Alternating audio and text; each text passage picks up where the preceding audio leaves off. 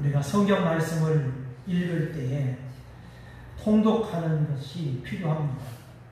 빨리 읽고 그리고 일독하고 열독하고 필요합니다. 그렇지만 하나님과 깊은 교제를 하고 하나님을 잘 알아가려면 성경 묵상은 반드시 필요합니다. 양보다도 하나님의 말씀을 깊이 묵상하는 것이 필요합니다. 그 시간을 큐티라고 합니다. 하나님의 말씀은 이 성경을 깊이 묵상할 때에 우리가 바른 믿음으로 살 수 있고 신앙생활하는데 우리를 방잡아 줍니다. 말씀이 없으면 안 됩니다. 말씀을 깊이 알아야 됩니다. 기도 생활할 때에도 말씀을 따라서 기도하는 기도가 바른 기도입니다. 그래서 기도를 바르게 하려면 말씀을 깊이 묵상하면 바른 기도를 드릴 수 있습니다. 하나님의 뜻, 여러분 우리가 하나님이 주시는 교훈을 찾아보면 우리를 바르게 해줍니다. 우리를 의의 길로 인도해 주십니다. 그리고 하나님의 음성을 들을 수 있도록 해주십니다. 그리고 하나님의 음성을 말씀을 통해서 듣게 되면 그 다음이 중요합니다. 그 다음 그 말씀을 우리가 살아가는 나의 생활에 적용을 할 수 있어야 합니다. 적용을 해야 됩니다. 묵상만 하고 끝나면 안 됩니다. 반드시 묵상한 말씀을 우리가 생활 속에서 적용을 할 때에 우리가 예수님의 제자의 삶을 살 수 있는 것입니다. 우리가 요한복음을 한번 보시면 8장 31절 말씀에 한번 읽어보겠습니다. 같이 읽겠습니다. 그러므로 예수께서 자기를 믿는 유대인들에게 이르시되 너희가 내 말에 거하면 참으로 내 제자가 되고, 주님의 말씀 안에 거하면, 주님의 말씀이 우리 안에 거하면, 우리가 주님의 말씀 안에 거하면 주님의 제자가 되는데, 말씀 안에 거한다라고 하는 것은 말씀을 묵상하고 새긴다는 것입니다. 그게 큐티입니다. 그리고 예수님은 바리새인들을 책망하셨을 때에 왜 책망하셨을까? 단순히 그들의 모습이 보기 싫어서, 꼴 보기 싫어서 책망한 것이 아닙니다. 성경의 진리는 그들이 잘 알고 있었지만 적용이 없었습니다. 생활에 적용이 없었기 때문에, 행하지 않았기 때문에 예수님은 무서운 말씀을 하십니다. 독사의 자식이라고 그렇게 꾸짖으십니다. 그러면 우리가 적용은 어떻게 하면 잘할 수 있습니까? 적용을 한다는 것은 알겠는데 어떻게 해야 됩니까? 여러분, 적용을 할 때에는 성령 하나님께 반드시 물어봐야 됩니다. 성령님께 물어보는 것입니다. 성령님께 물어보면 성령님께서 알려주십니다. 고린도전서 2장 12절을 보겠습니다. 같이 한번 읽겠습니다. 우리가 세상의 영을 받지 아니하고 오직 하나님의 영으로부터 영을 받았으니 이는 우리로 하여금 하나님께서 우리에게 은혜로 주신 것들을 알게 하려 하십니다. 우리는 세상의 영을 따라가지 않습니다. 세상의 영을 따라가면 세상의 것을 찾아갑니다. 우리는 하나님의 영으로부터 성령을 받은 자들입니다. 그래서 하나님의 영을 받은 자는 하나님께 물어야 되는데, 성령 하나님께 우리가 적용할 것을 물어보면 하나님이 알려주십니다. 그래서 예수님이 말씀하시기를 내 양은 내 음성을 듣는다 라고 말씀하십니다. 우리는 주님의 양으로서 주님의 음성을 듣는 신앙생활을 하게 됩니다. 사랑하는 성도 여러분, 성령님의 음성을 들을 수 있기를, 그리고 성령의 음성을 듣는 은혜가 있기를 주님의 이름으로 축복합니다. 그리고 들은 말씀을 순종할 때에 반드시 놀라운 역사를 체험하게 될 것입니다. 순종하면은 성령님께서 우리에게 감동을 주시고 음성을 들려주실 뿐만 아니라 살아계신 예수 그리스도를 체험할 수 있도록 도와주십니다. 우리는 늘 말씀을 통해서 예수님을 체험하지만 성령을 통해서 더 구체적으로 예수님을 알아가게 되는 겁니다. 히브리서 성경 말씀을 우리가 3주 4주 계속 보고 있습니다. 히브리서에서 말씀하셨습니다. 의인은 믿음으로 살 것이다. 의인은 믿음으로 산다. 우리가 믿음으로 산다는 것은 그만큼 믿음이 가치가 있고 믿음이 신앙생활의 핵심입니다. 믿음은 삶이 중요합니다. 그래서 성경 말씀에 히브리서에서 참 마음을 가지고 온전한 믿음으로 하나님께 나아가라. 하나님께 나아가는데 참 마음을 가지고 나아가라는 겁니다.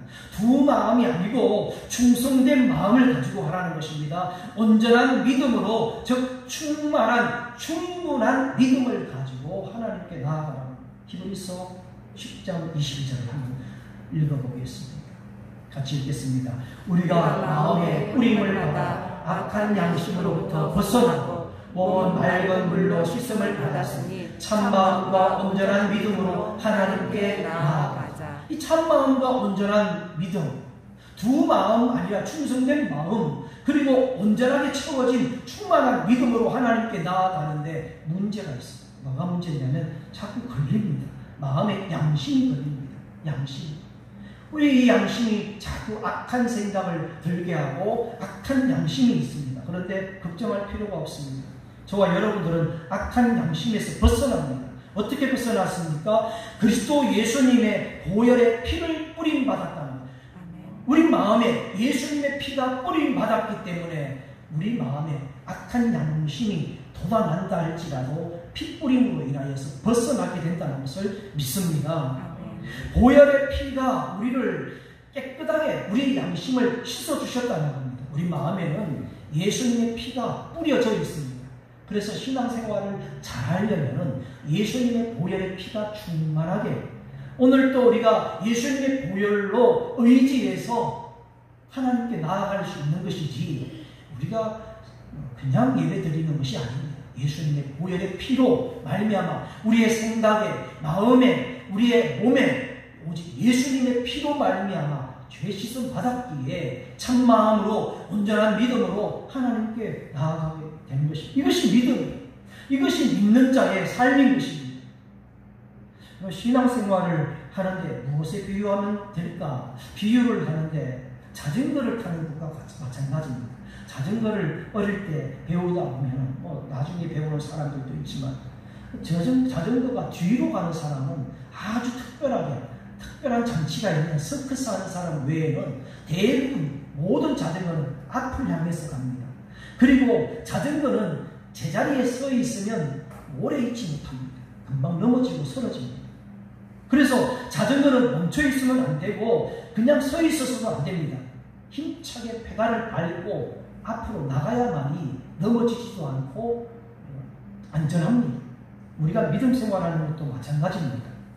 믿음으로 나아가면 넘어지지 않습니다. 그런데 서 있으면, 가만히 있으면 넘어집니다.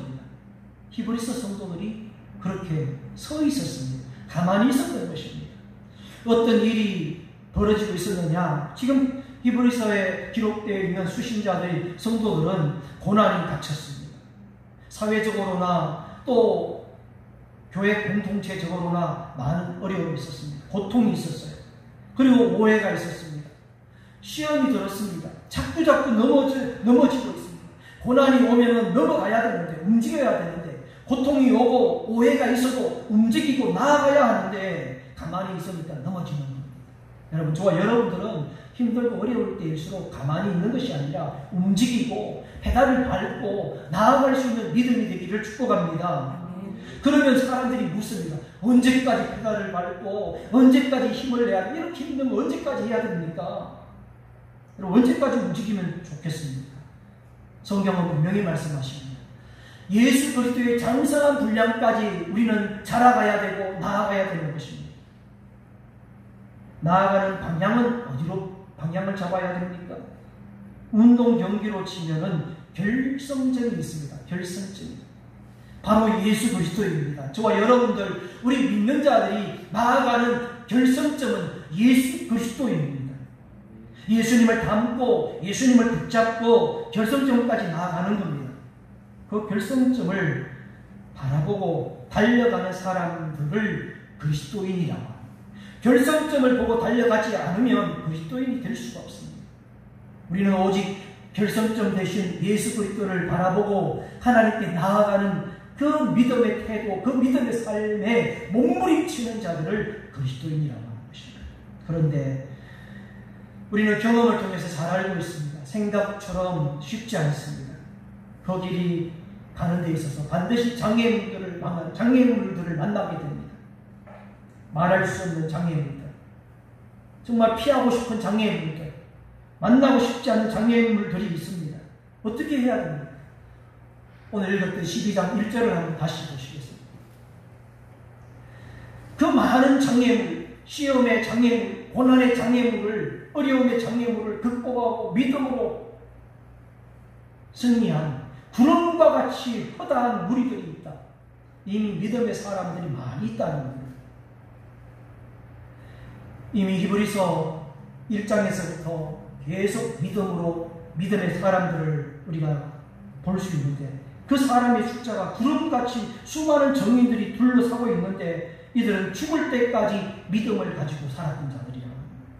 아벨, 에녹, 노아, 그리고 아브라함, 이삭, 야곱, 요셉, 지금 계속 성경 히브리서에서 나오는 모세, 여호수아, 기생, 라합, 기드온, 삼손, 입다, 한 사람 한 사람 설명해 보면, 여러분, 그들은 실수도 많고 약점도 있었지만 그 실수와 약점이 있었음에도 불구하고 하나님께서는 그들을 붙잡아 주시고 고쳐주시고 세워주셔서 믿음으로 살게 하시고 믿음으로 죽게 해주셨다. 믿음의 사람들은 다 이렇게 소개하고 있는데 뭐라고 말합니까? 지면에 여러분 서기가 부족하다고 성경에 말합니다. 훨씬 많은 사람들이 지금도 믿음으로 살아가고 있는 것입니다. 여러분, 믿음으로 살 수 있기를 축복합니다. 그런데 이 믿음으로 사는 길에는 장애물이 있다고 했습니다. 장애물. 이 장애물은 우리가 가는 길을 무겁게 만듭니다. 힘들게 만들어요. 힘들고 무거우니까 이 장애물 때문에 나가지를 못합니다. 장애물을 어떻게 해야 됩니까? 어떻게 하면 이 장애물을 감당할 수 있겠습니까? 1절 읽었던 마지막 뒷부분에 보면은 벗어버리고 무거운 것, 얽매이기 쉬운 죄를 벗어버리라는 겁니다. 짐은 벗어버리는 겁니다. 이 무거운 것, 이것이 바로 장애물인데, 신앙생활에 걸림돌이 되는 이 무거운 것들은 짐이 됩니다. 짐. 신앙 성숙하는 데 있어서 무겁게 하는 이런 것들을 벗어버리라.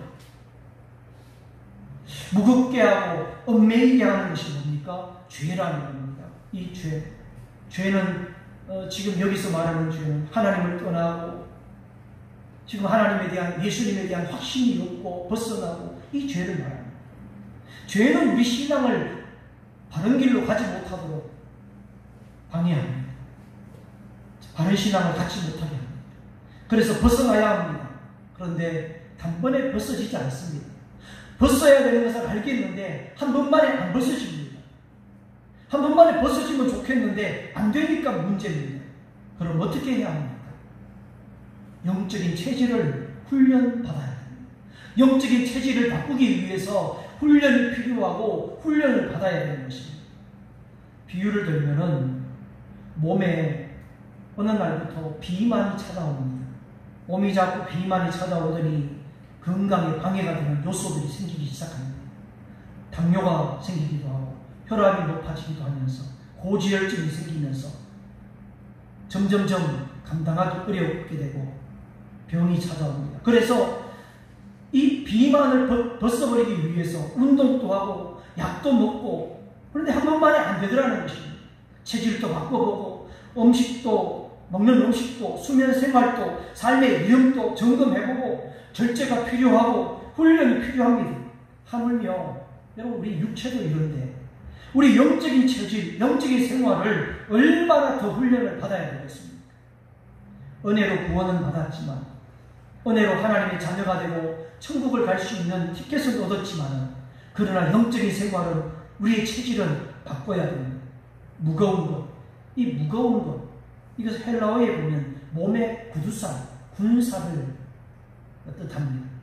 몸에 있는 군살이 그냥 쉽게 빼지지 않습니다.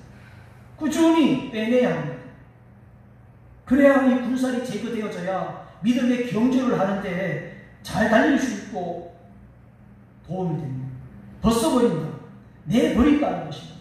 야고보서를 한번 보겠습니다. 1장 21절 같이 한번 읽어보겠습니다. 그러므로 모든 더러운 것과 넘치는 악을 내버리고 너희 영혼을 영영히 구원할 바 마음에 심은 말씀을 온유함으로 받으라. 이 더러운 넘치는 악이 있으면 하나님의 말씀을 온유하게 받지 못합니다. 말씀을 들어도 교만해집니다. 그래서 이게 벗어버려야 됩니다. 내버리고라고 했는데 이 내버리로라고 하는 것을 문자적으로 풀면은 집어치워라 이 뜻입니다. 집어치워버려라. 과격하게 말하면 이 내버려라, 집어치워라, 중단하라 라는 것입니다. 그런 의미가 있습니다.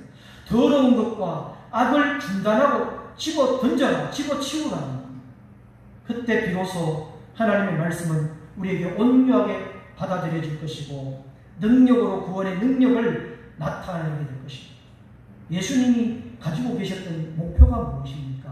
예수님의 목표는 십자가를 지는 것이었습니다. 우리를 위해서 십자가를 지는 것이 목표인데 제자 베드로가 가로막습니다. 가로막을 때 예수님이 뭐라고 말씀하십니까? 사탄아 물러가라. 사탄이라고 말했습니다. 십자가의 길을 가로막는, 십자가의 길을 방해하는 데는 용납하지 않았다는 것입니다. 여러분, 우리가 신앙생활하고 믿음의 길을 가는데 방해하고 회방 놓는 것에 대해서 타협하지 마십시오. 적당하게 대하지 마십시오. 단호하게. 오늘 예수님이 제자에게, 베드로에게 했던 것처럼 단호함이 필요합니다. 힘이 들수록 예수님을 바라보십시오. 고통스러울수록 예수님을 보십시오. 예수님을 보면서 인내해야 됩니다. 3절 말씀을 합니다. 오늘 읽었던 3절. 너희가 피곤하고 낙심하게 되고 그렇게 되지 않기 위해서 어떻게 해야 되느냐? 죄인들은 지금까지 피곤하고 낙심했을 때 어떻게 했는지 한번 생각해봐라. 그 일을 한번 생각하면서 참아라. 이 일들을 참으신 예수님을 생각하라는 것입니다. 인내로서 예수님을 바라보자. 여러분, 목사를 보지 마십시오. 다른 것 보지 마십시오. 예수님을 보시고 예수님을 생각하시길 바랍니다. 그래서 신앙생활은 4절 말씀, 피 흘리기까지 우리가 싸우는 것입니다. 피 흘리기까지 싸우는데 순교하는 각오로 하는 것입니다. 신앙생활은 어떤 길이냐? 지금까지는 피 흘리기까지 안 했습니다. 이제는 하라는 거예요. 히브리서 성도들에게 너희들이 지금까지 믿음 생활하는데 순교하는 각오로 안 했다. 이제는 그렇게 해야 된다. 신앙의 길이 바로 이렇습니다. 진짜 신앙은 피 흘리기까지 싸우는 것입니다. 신앙생활은 내가 담배를 끊느냐 아니면 술을 끊느냐 고민하고 그런 문제가 신앙이 아닙니다. 내가 뭐 헌금을 드리느냐 안 드리냐 이런 갈등이 신앙이 아닙니다. 그건 문제가 아닙니다. 내 생명과 나의 모든 것이 하나님의 것임이 아니냐의 싸움이에요. 일주일 동안 큐티를 했느냐 안 했느냐, 지금 우리가 큐티하는 것을 중요하게 생각하고 있고 훈련받고 있지만 해야 되느냐 말아야 되느냐 그 정도 고민이 아닙니다. 내 생애를 주님께 바치는 싸움이 신앙입니다. 믿음의 길. 여러분, 신앙의 길은 넓지 않습니다. 넓은 길이 아닙니다. 좁은 길입니다. 좁은 문입니다. 그 길로 인내로서만이 걸어갈 수 있는 길입니다. 믿음의 길에는 반드시 인내를 가지고 통과하게 되어져 있습니다. 5절 말씀.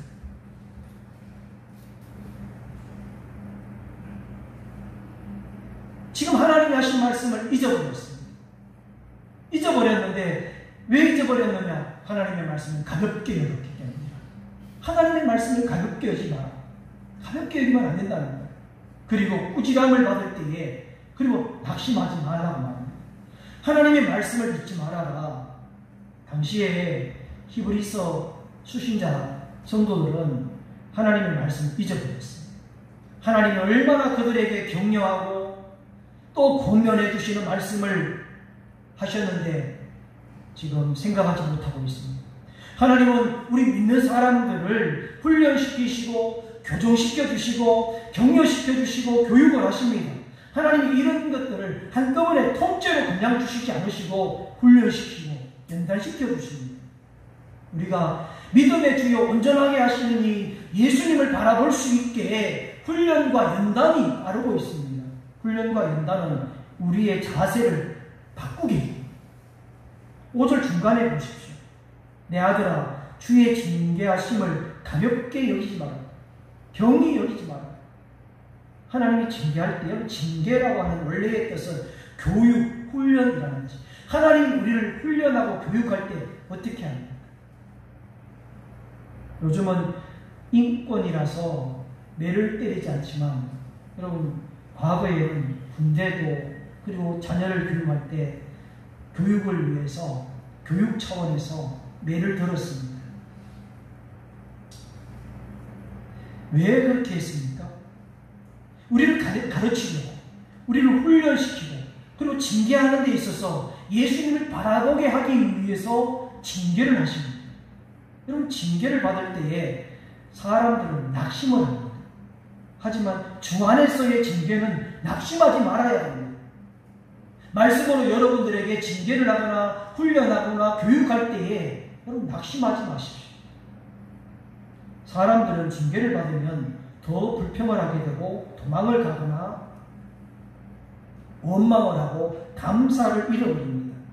결국 마귀의 종거리가 되고 하나님이 의도하시는 것과 반대 방향으로 가버립니다. 하나님의 의도는 그게 아닙니다. 하나님의 징계는 축복이 있고 회복이 있고 은혜가 있는 것입니다. 하나님 말씀으로 우리가 찔림을 받고 또 부끄러움을 느끼고 징계를 받을 때에 두 가지를 확신하십시오. 두 가지를 새기십시오. 하나님은 나를 사랑하신다. 첫 번째, 하나님은 나를 사랑하신다. 두 번째는 나는 하나님의 자녀다. 이 두 가지를 기억합니다. 징계가 있을 때 나는 하나님의 자녀다.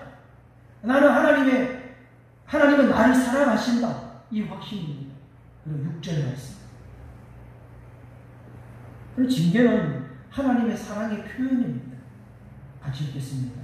주께서 그로 사랑하시는 자를 징계하시고 그가 받아들이시는 아들마다 채찍질 하심이라 하였으니. 아멘. 하나님은 사랑하는 자에게 징계를 하신다. 받아들이시는 아들마다 채찍질을 하신다. 사랑하시는 자에게 징계하신다. 우리는 하나님의 자녀라는 것입니다. 하나님은 우리 아버지라는 것입니다. 우리 아버지가 하나님 것입니다. 7절 8절. 징계가 없으면 어떻게 됩니까? 사생활하는 거예요. 징계가 없으면 자식이 아닙니다. 여러분, 징계가 좋은 것이 아닙니다. 징계는 좋은 게 아니에요. 그렇지 않습니다. 그러나 여러분, 좋지 않지만 자식에게는 징계가 있습니다. 하나님은 우리 아버지 하나님이신 것을 잊지 마십시오. 징계가 있고 그리고 연단이 있고 훈련을 받아야 되는데 그럴 때 낙심하지 말라는 것입니다. 우리는 하나님 자식입니다. 하나님. 10절 말씀해 보시면 뭐라고 말해요? 하나님의 뜻이 있습니다. 10절 말씀. 같이 한번 10절을 읽겠습니다. 그들은 잠시 자기의 뜻대로 우리를 징계하였거니와 오직 하나님은 우리의 유익을 위하여 그의 거룩하심에 참여하게 하시느니라. 여러분, 하나님의 뜻이 무엇입니까? 하나님의 뜻은 우리에게 유익을 주는데 어떤 유익입니까? 하나님처럼 거룩하게 만들어지는 유익인데 하나님이 우리를 사랑하기 때문에 가만히 두지 않으시고 징계를 하시는데 그 이유는 우리를 하나님의 거룩에 참여시키기 위해서, 하나님의 거룩하심에 참여시키기 위해서 우리를 징계하십니다. 믿는 사람들은 고난을 겪을수록 거룩해집니다. 우리 믿음을 가진 사람들은 어려움이 있고 고난이 있을수록 거룩을, 얼굴에 빛이 달라집니다. 외적으로는 얼굴에 빛이 달라집니다. 내적으로는 하나님의 성령으로 더 충만하게 됩니다. 하나님의 사람으로 세워가는 이것이 고난과 징계가 우리에게 주는 유익입니다. 11절 말씀을 보십시오. 같이 읽겠습니다. 무릇 징계가 당시에는 즐거워 보이지 않고 슬퍼 보이나 후에 그로 말미암아 연단받는 자들은 의와 평강의 열매를 맺느니라. 징계는 즐겁지 않다는 거예요. 슬퍼 보입니다. 보이기는 그렇게 보입니다. 하지만 이로 말미암아 연단받는 자들은 평강의 열매를 맺습니다. 의의 열매를 맺습니다. 혹시 여러분들 징계로 느껴지는 그런 고통이 있으십니까? 가족을 통해서 아니면 여러분들이 하는 사업장의 일, 직장의 일을 통해서 어려움이 있으십니까? 신앙생활하는데 정말 견디기 어려운 것이 있습니까? 징계가 계속되고 있다면 하나님께 감사로 고백하실 수 있기 바랍니다. 징계가 즐겁지 않지만 감사는 할 수 있는 것입니다. 손에 힘이 빠지고 그렇지만 유익이 있습니다. 지금 이 순간을, 이 기간을 통과하시면 열매를 맺게 되는 것입니다. 12절 말씀. 그러므로 피곤한 손과 연약한 무릎을 어떻게 하라고요? 일으켜 세워라. 할렐루야. 피곤하면 손이 떨어집니다. 손을 들 수가 없어요. 무릎에도 힘이 빠집니다. 흐느적거리게 됩니다. 힘없이 늘어진 손, 힘 빠진 무릎을 세우라고 합니다. 신앙생활에 피곤이 오고 여러분 지치고 지루해지고 무릎이 흔들린다 할지라도 주님은 우리 손을 붙잡아 주시고 우리의 무릎을 강하게 해주시는 주님이 계시기에 세우라고 말씀을 하십니다. 우리가 예수님을 잘 믿고 신앙에 승리하려면 갑자기 큰 은혜를 받거나 그렇게 되어지기보다는 무릎을 일으켜 세우고 손에 힘을 주는 것이 필요합니다. 우리가 힘을 주고 일어나는 것이 필요합니다. 저는 가끔씩 여러분들이 살아가는 삶의 고통의 소리를 기도의 제목으로 받을 때가 있습니다. 그 마음이 제 마음에 그대로 느껴집니다. 두 마음이 싸웁니다. 그 느껴질 때 인간적으로 이거 진짜 어떻게 파묻어버리고 싶다 이런 마음도 있고, 아니야 이것을 하나님께 더 간절하게 더 하나님 앞에 무릎을 꿇고 하나님 앞에 더 굳게 의지하고 기도로 믿음으로 나가야지. 이 두 마음이 싸울 때 후자가 이깁니다. 무릎에 힘을 주고 일어나서 늘어뜨려진 손을 모으고 하나님 앞에 기도하는 것, 하나님 앞에 의지하는 이 믿음이 필요하다는 것입니다. 그러면 어떻게 되느냐? 예수님은 장차 누릴 기쁨을 생각하시고 십자가의 고통 2절을 보겠습니다. 2절 같이 한번 읽겠습니다. 믿음의 주여 또 온전케 하시는 예수를 바라보자. 그는 그 앞에 있는 기쁨을 위하여 십자가를 참으사 부끄러움을 개의치 아니하시더니 하나님 보좌 우편에 앉으셨느니라. 우리 예수님은 어떻게 사시느냐? 십자가를 참으셨어요. 고통을 참으셨어요. 부끄러움에 대해서도 상관하지 않았습니다. 그렇게 승리하고 나가셨습니다. 지금은 우리 하나님 보좌 우편에 앉아 계신다고 말씀을 하십니다. 13절을 볼까요? 13절 같이 읽겠습니다. 너희 발을 위하여 모든 길을 만들어 저는 나로 하여금 어그러지지 않고 고침을 받게 하라. 여러분 히브리서 성도들은 정말 말로 표현할 수 없는 어그러진 삶을 살고 있었어요. 그러나 하나님은 너희 발을, 우리 발이 곧아지기를 원합니다. 바르게 되기를 원하십니다. 저는 다리, 여러분 우리 인생이 얼마나 쩔뚝 절고 있습니다. 마음이 아파서 지쳤어, 고통스러웠어, 인간관계 때문에, 물질 때문에, 그리고 더 좋은 신앙을 찾기 위해서 막 이리 쫓고 저리 쫓고, 그것이 바른 방법일까 옳은 방법일까 늘 갈등하면서 이 저런 다리로 하여금, 그런데 여러분 고침받게 하라고 합니다. 어그러져 있지 않고 이제 고침받아라고 말씀을 하십니다. 한 길로 가도록, 어그러지 않는 길로 가도록 바로 세우라는 것입니다. 어그러질 때에 고쳐가면서 가는 것이 믿음입니다. 지금 수많은 구름대와 같이 둘러싼 믿음의 사람들이 어그러지고 넘어지고 할 때마다 그들은요 고쳐가면서 세워가면서 그렇게 살아갔던 믿음이 있었고 그리고 승리했다는 것입니다. 사랑하는 성도 여러분, 하나님께서 주시는 징계는 예수님을 바라보게 하는, 그리고 예수님을 바라보게 할 뿐만 아니라 죄로부터 치우치지 않고 하나님의 뜻에만 집중하고 나아가도록 하고 있습니다. 예수님을 바라보면서 달려가고 시리를 딛고 힘을 내어서 전진할 수 있기를 바랍니다. 주님은 우리를 결코 떠나지 않는다. 우리를 지금 떠나지 않고 계시는 진리 계신 예수님과 함께 나아갈 수 있게 해달라고 여러분 기도하실 때 우리 먼저 찬송가 한 장 부르게 336장을 먼저 보시죠.